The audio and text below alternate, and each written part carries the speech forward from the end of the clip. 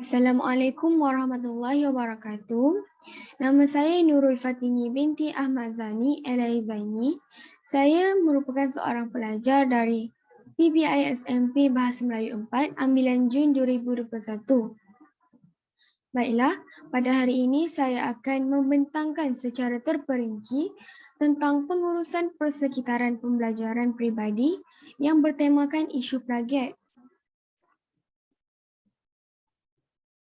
Baiklah, bagi pengenalan, tugasan projek ini disediakan adalah untuk membina kurasi laman sesawang pengurusan persekitaran pembelajaran peribadi yang mengaplikasikan pengetahuan dan kemahiran teknologi digital berdasarkan matlamat yang jelas.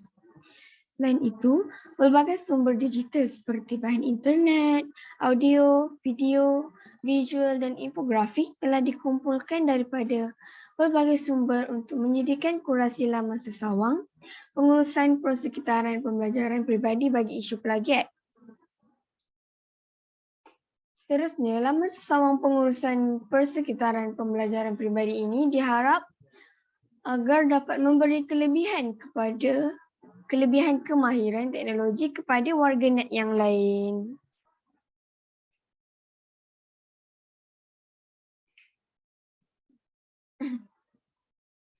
Ini adalah pelan pembelajaran pengurusan peribadi.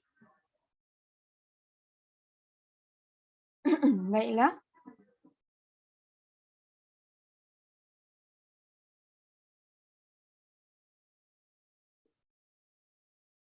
Laman sesawang pembelajaran peribadi ini dibina untuk mencapai big idea, iaitu membina kepekaan terhadap tanggungjawab integriti dunia cyber. Dalam penghasilan laman sesawang ini, isu kewarganegaraan yang telah saya pilih adalah bertemakan isu plagiat. Objektif atau hasil pembelajaran berdasarkan laman sesawang peribadi yang saya bina adalah bertujuan untuk meningkatkan pengetahuan warganet terhadap kefahaman konsep plagiat, seterusnya meningkatkan kesedaran warganet terhadap punca plagiat, kemudian meningkatkan kesedaran warganet terhadap cara menangani isu plagiat, dan akhir sekali meningkatkan kesedaran warganet terhadap kesan plagiat. Sebenarnya terdapat beberapa essential question yang dapat membantu warganet untuk memahami dan mengembangkan pemikiran mereka mengenai isu plagiat yang dibahaskan. Antara persoalannya ialah yang pertama, bagaimanakah anda membina etika dalam dunia cyber? Dan yang kedua, bagaimanakah anda membina integriti dalam dunia cyber?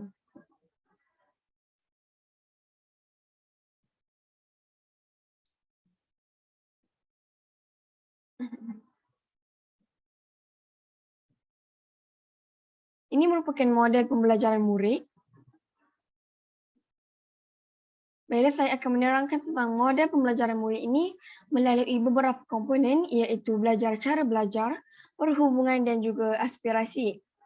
Yang pertama, belajar cara belajar yang mana ia meliputi aktiviti 1, 2 dan 6. Dalam komponen ini, berlakunya interaksi bersama pensyarah dan rakan untuk menerima maklum balas terhadap kefahaman dan kehendak tugasan. Daripada aspek ini, saya telah mencapai 2 daripada komponen 3E, iaitu engagement dan juga extension.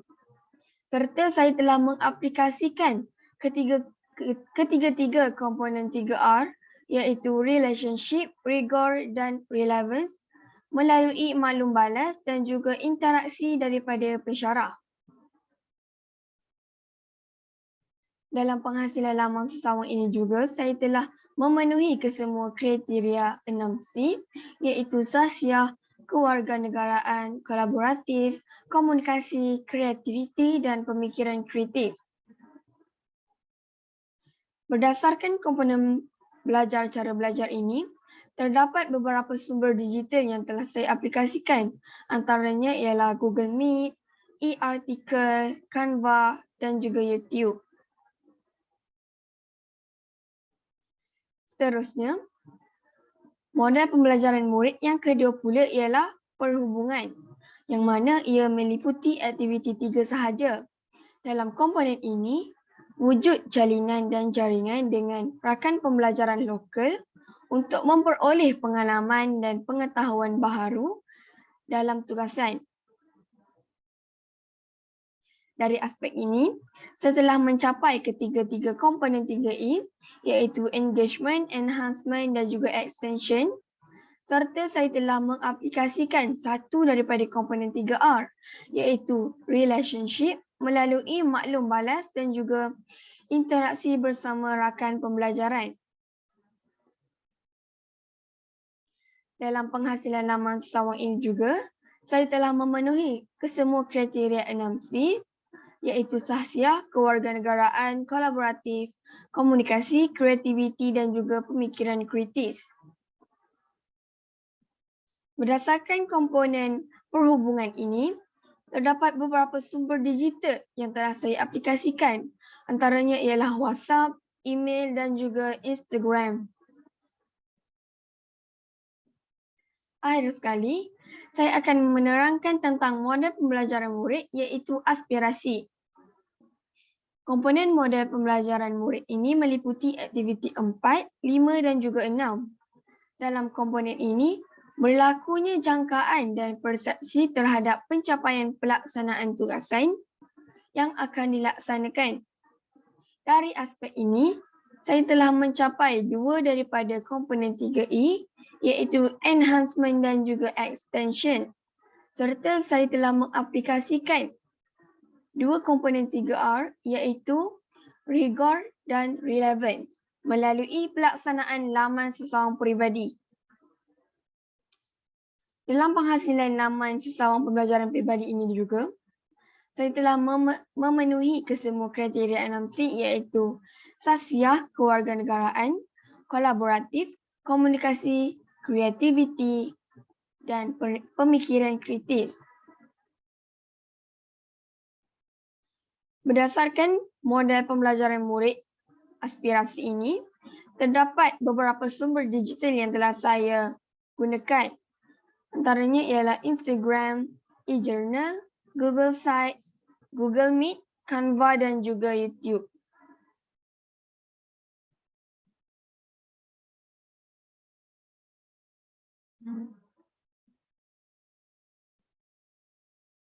Baiklah, ini merupakan Personalized Learning Environment, iaitu PLE. Aktiviti yang pertama ialah menterjemahkan kehendak tugasan berdasarkan pengetahuan metakognitif aras tinggi dengan mendapatkan maklum balas daripada pensyarah serta membina refleksi terhadap proses melaksanakan tugasan. Aktiviti yang kedua pula, belajar cara belajar untuk mereka semula pengalaman pembelajaran berdasarkan maklum balas daripada pensyarah ataupun rakan. Aktiviti yang ketiga, membina jalinan dan jaringan melalui perhubungan bersama-sama rakan pembelajaran untuk memperoleh pengalaman dan membina pengetahuan baharu dalam tugasan pembelajaran. Aktiviti yang keempat pula menetapkan aspirasi kendiri terhadap pencapaian matlamat akhir tugasan. Hal ini mengambil kira persepsi orang lain terhadap aspirasi kendiri dan juga melaksanakan pentaksiran kendiri untuk menilai pencapaian matlamat tugasan. Aktiviti yang kelima pula ialah mereka bentuk dan membina kurasi kandungan laman sesawang pengurusan pembelajaran peribadi. Dan aktiviti yang keenam, melaksanakan pembentangan sebagai perkongsian global serta berkongsi di ruangan YouTube channel.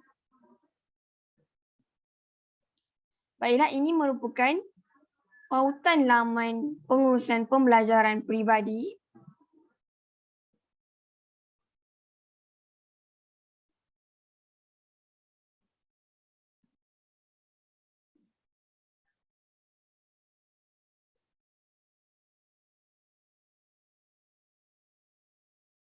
Pada halaman utama, saya telah memaparkan poster yang berkaitan dengan isu plagiat, dan poster yang diletakkan di halaman utama adalah untuk menarik perhatian warganet untuk meneroka laman sesawang pembelajaran peribadi dengan lebih mendalam. Seterusnya, butang yang diletakkan di bawah poster bertujuan untuk membawa pengguna internet ke halaman yang seterusnya. Di sini jelas terpapar teknologi yang saya gunakan dalam laman sesawang ini dapat meningkatkan kualiti produk saya sehingga mencapai tahap extension.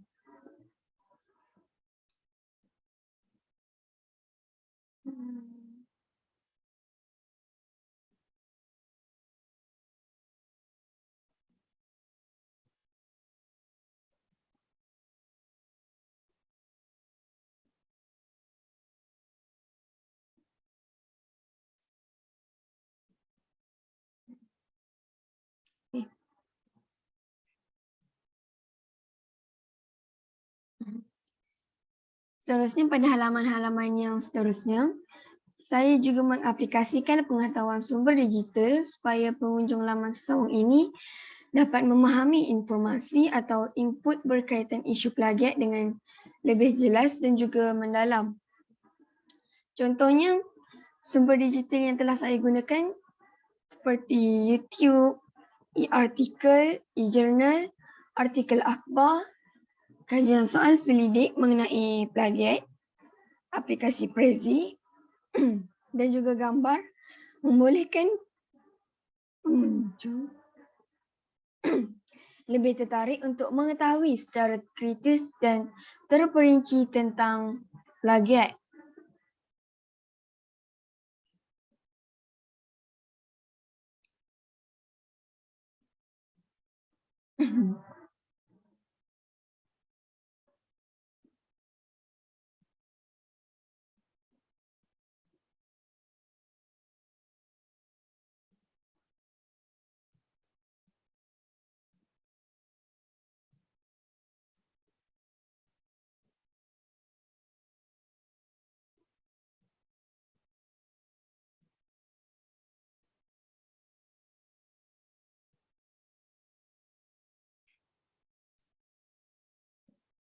Selain itu,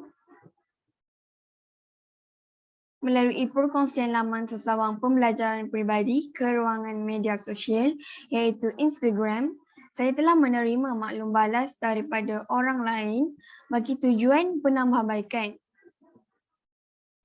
Implikasi daripada maklum balas ini membolehkan saya melakukan penambahbaikan seperti menambahkan lagi sumber digital seperti e-artikel, YouTube dan gambar untuk meningkatkan lagi kefahaman pengunjung laman sesawang.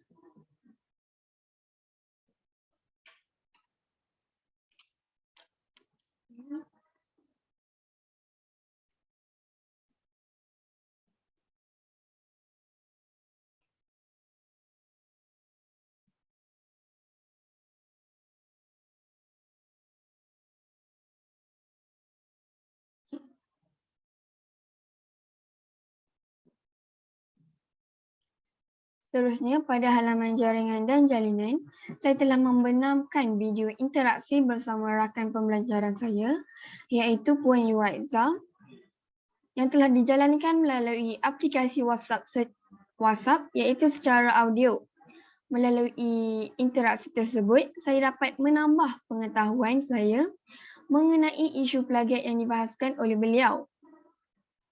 Dengan cara ini, saya dapat mencapai keseluruhan kompetensi 6C, iaitu sahsiah, kewarganegaraan, kolaboratif, komunikasi, kreativiti dan juga pemikiran kritis dan memenuhi aspek 3E, iaitu engagement, enhancement dan juga extension.